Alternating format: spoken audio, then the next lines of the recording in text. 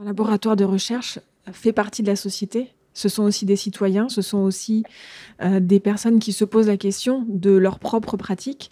Et puis, en tant que laboratoire de sciences sociales, c'est aussi l'occasion de s'interroger sur justement ces changements qui s'opèrent dans la société et comment, en tant que chercheur en sciences sociales, on peut s'intéresser, on peut proposer des clés de lecture par rapport à ces changements. Impact, c'est le podcast qui met à l'honneur les travaux de chercheuses et chercheurs du laboratoire de sciences sociales Pacte à Grenoble.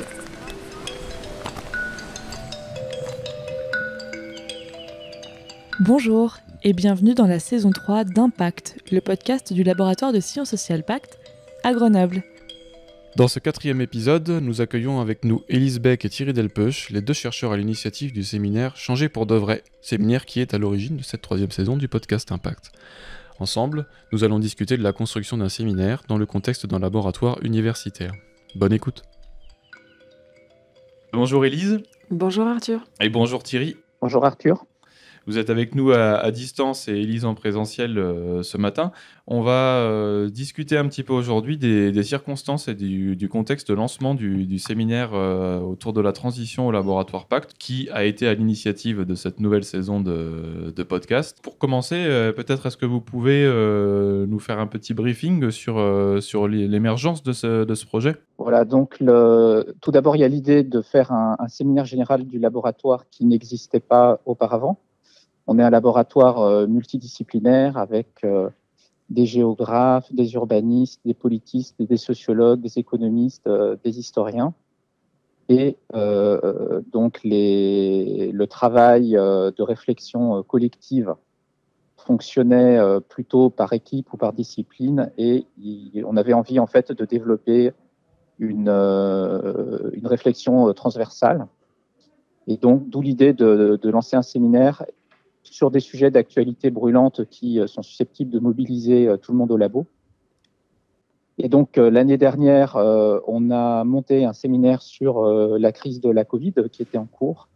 Et cette année, compte tenu de l'actualité sur la crise environnementale, on a décidé de monter ce séminaire sur en fait, les possibilités de la prévenir ou de s'y adapter et d'arriver à mener les changements nécessaires pour vraiment avoir un impact en termes de gestion de la crise climatique.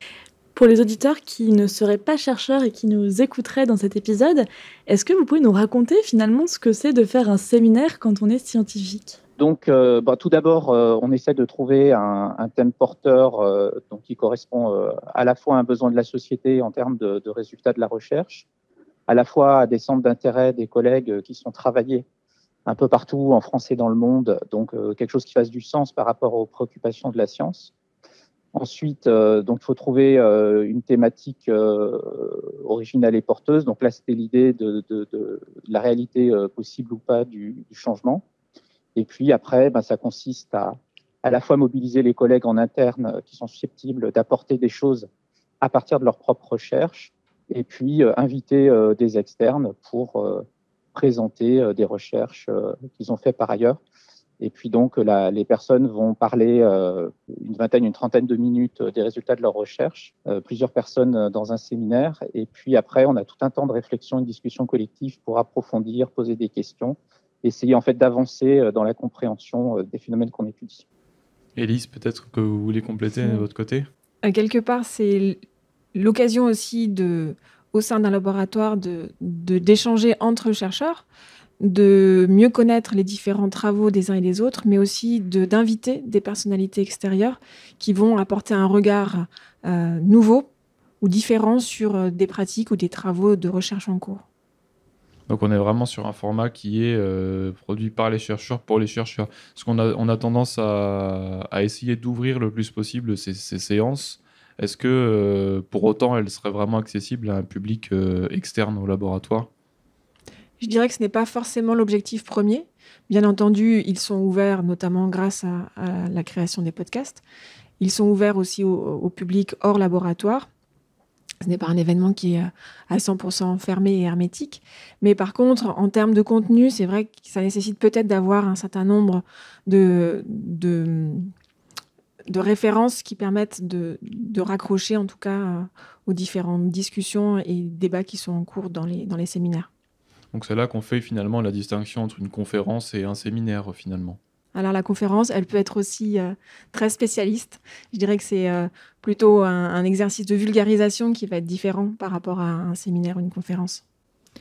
Cette année, l'enjeu du séminaire, c'était de comprendre les changements de la société, changer pour de vrais points d'interrogation. Comment est-ce que vous est venue l'idée de cette problématique et est-ce que vous fabriquez un séminaire en fonction des recherches que vous avez dans votre laboratoire ou est-ce que vous trouvez une thématique sociétale puisque PACT, c'est le laboratoire des sciences sociales qui est déclinable et auquel vous pouvez inviter des chercheurs qui travaillent au laboratoire. Oui. Alors, pour moi, ce qui m'a motivé pour travailler sur ce thème, c'est plutôt par rapport à un certain état de l'actualité, puis aussi des préoccupations qu'on peut avoir en tant que citoyen face à finalement la gravité de la crise climatique et à ses effets probablement extrêmement destructeurs sur les sociétés humaines. Et en fait, c'est le constat vraiment de la distance énorme entre les constats qui sont faits par les scientifiques de l'acuité, de l'intensité, de l'effort qui doit être produit pour juguler la crise climatique et finalement maintenir la planète dans un état où les sociétés peuvent continuer à se développer. Et d'un autre côté, finalement, la plupart des efforts de changement qui consistent plus à faire du greenwashing ou à tenir un discours sur le changement ou à faire des études sur la mesure des problèmes et des changements effectués, mais pas forcément à faire les efforts nécessaires. Voilà. Alors, quelque part, comment est-ce que la place d'un laboratoire de recherche peut s'articuler vis-à-vis de la société dans cette nécessité d'efforts communs ? Un laboratoire de recherche fait partie de la société. Ce sont aussi des citoyens, ce sont aussi des personnes qui se posent la question de leur propre pratique. Et puis, en tant que laboratoire de sciences sociales, c'est aussi l'occasion de s'interroger sur justement ces changements qui s'opèrent dans la société et comment, en tant que chercheur en sciences sociales, on peut s'intéresser, on peut proposer des clés de lecture par rapport à ces changements. Donc, pour répondre à la question du sujet, oui, effectivement, c'est aussi en réponse à des enjeux sociétaux. C'est intéressant puisque en mai dernier, on a fait un épisode spécial qui est introduit cette série de podcasts sans transition en lien avec la casemate où on parlait des chercheurs et des chercheuses militants. Donc on renvoie nos auditeurs et auditrices vers ce numéro. Finalement, vous dites aussi là que les chercheurs et chercheuses sont des citoyens et citoyennes. Pourquoi peut-être le phénomène de transition et de changer pour de vrai, ça vous touche particulièrement en 2022 ? Pour moi, c'est la question d'être militant, engagé ou pas n'est pas forcément centrale dans la motivation à faire ce séminaire. Les sciences sociales étudient depuis longtemps les conditions, les possibilités du changement social. On sait très bien et contre tout un certain nombre d'idées reçues sur l'idée que le changement serait facile. Donc on sait très bien que le chemin est toujours difficile, qu'il y a toujours beaucoup de résistance, que globalement les organisations, les institutions préfèrent parler du changement que l'effectuer réellement. Souvent, il faut une très grosse quantité de pression extérieure pour parvenir à ce que les choses évoluent un petit peu. On sait que l'être humain est souvent enfermé dans ses croyances et ses routines, et une fois qu'on les a acquises, c'est plutôt difficile de les faire bouger. Donc, je pense qu'il y a aussi un enjeu pour les sciences sociales à faire des propositions qui soient à la fois réalistes et qui ont des chances d'être effectives, compte tenu de ce savoir sur la difficulté du changement, pour essayer peut-être de faire des propositions qui permettent d'avancer réellement, même si c'est d'ailleurs certainement moins qu'on l'aurait souhaité d'un point de vue abstrait. Est-ce que vous pouvez nous présenter peut-être de manière synthétique les différentes thématiques que les auditeurs et auditrices peuvent retrouver sur YouTube, puisque tous les épisodes de séminaire toutes les séances de séminaire ont été enregistrées et sont disponibles sur Internet.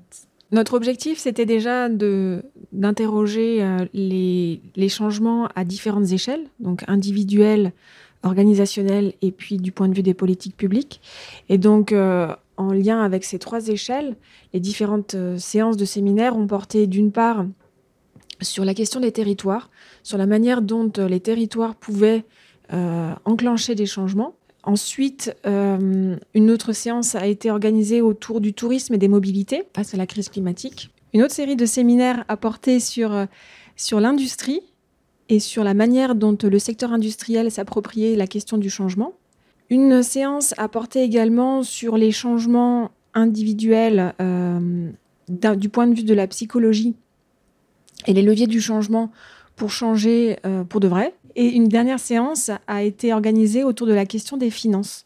Et c'est vrai que ce qui était demandé dans le cadre de ce séminaire, c'était d'apporter des exemples pragmatiques pour pouvoir finalement apporter une réflexion sur les conditions et les processus qui permettraient vraiment de mettre en œuvre ce changement. Et donc, pour en revenir au sujet du jour, la transition climatique du point de vue des sciences sociales, j'aimerais vous poser la question tout simplement de quelles sont les spécificités des sciences sociales dans cette thématique-là, puisqu'on l'imagine souvent très orientées sciences de l'environnement et sciences naturelles, mais les sciences sociales, même si elles sont peut-être pas toujours autant reconnues par le public, ont aussi leur rapport à proposer dans cette problématique. Donc, est-ce que vous pouvez développer un petit peu, Thierry ? Moi, il me semble que l'intérêt des sciences sociales, et là aussi, ça permet en fait de sortir de la problématique, est-ce que les sciences sociales sont militantes ou pas, ouais. C'est d'être capable en fait d'étudier des cas concrets, donc dans ce cas de changement, en ayant des méthodes qui permettent de trier entre ce qui est vrai, ce qui est faux, ce qui marche pas, ce qui est accepté, ce qui n'est pas accepté. Non pas en tant que quelque chose d'abstrait ou de programmatique qu'on va proposer, mais on regarde réellement ce qui se passe sur le terrain. On peut comparer différents terrains et voir en fait concrètement ce qui a fonctionné ou pas.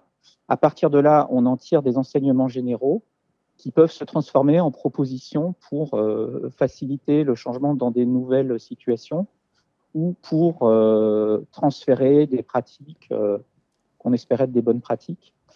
Donc, pour moi, ce qui est important dans les sciences sociales, c'est la puissance de comparaison. Et en plus, des comparaisons étayées sur une évaluation réaliste de ce qui se passe vraiment.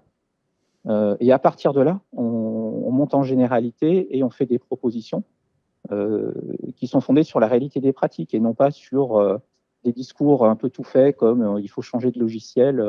On sait très bien dire qu'il faut changer de logiciel, mais il n'y a rien de plus difficile dans la réalité. De quelle manière est-ce que ce séminaire participe à la réflexion globale du laboratoire ? Eh bien, comme d'autres organisations, le laboratoire Pacte s'interroge sur sa politique, ou plutôt sa stratégie à mener face au changement climatique et comment faire évoluer les recherches en cours, les pratiques des chercheurs également face à l'urgence climatique. Et c'est dans ce cadre-là que finalement le séminaire intervient au-delà d'autres initiatives, comme par exemple l'élaboration du bilan des gaz à effet de serre ou d'autres réflexions au sein d'une commission du Conseil d'unité qui a été créée autour de la question de la transition écologique. Donc finalement, ce séminaire vient s'ajouter à une dynamique globale en cours au sein du laboratoire pour réfléchir collectivement à la manière dont tout un chacun finalement peut se saisir de cette question. On reviendra dans un prochain épisode sur le bilan carbone et la façon dont il peut être réalisé dans une institution comme le laboratoire Pacte. Le dernier Voilà. épisode de notre série. En attendant, l'épisode du jour est maintenant terminé. Je vous remercie, Élise et Thierry, d'avoir été présents pour cet enregistrement. Merci Arthur, merci Émilie. Merci. Et à bientôt. À bientôt. À bientôt. C'était le 4e épisode de Impact saison 3 avec Élise Beck et Thierry Delpeuch. nous avons discuté de la construction du séminaire Changer pour de vrai face à la crise climatique. On espère que l'échange vous a plu. Si c'est le cas, et même si ça ne l'est pas, on vous donne rendez-vous en 2023 avec Kirsten Koop. Ensemble, nous aborderons sa recherche qui concerne la transition ontologique des espaces de montagne. Mais d'ici là, on vous souhaite de bonnes fêtes de fin d'année. Et pour continuer les échanges, rendez-vous sur les réseaux sociaux avec le hashtag ImpactPodcast. À très vite.